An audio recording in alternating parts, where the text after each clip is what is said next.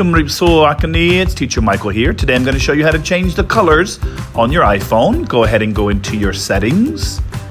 And under your settings, you will see the accessibility feature or function. Go ahead and click on that.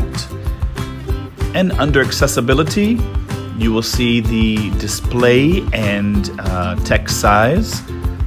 Go ahead and click on display and text size. And it will take you to the next screen. You'll have to scroll down a bit and you'll find the color filters. And go ahead, of course, click color filters. And the next screen, click on. And this is where the fun begins. It's first going to show you the grayscale. Go ahead and click on that if you'd like. And what this does is it changes your appearance to a gray and white theme. And that's really cool, especially at night. You can play with a green and red filter and change the intensity to more of a red tint, and that changes the appearance to a red tint. So go ahead and play with these filters and see which one you guys like, and I hope you enjoy it. Bye.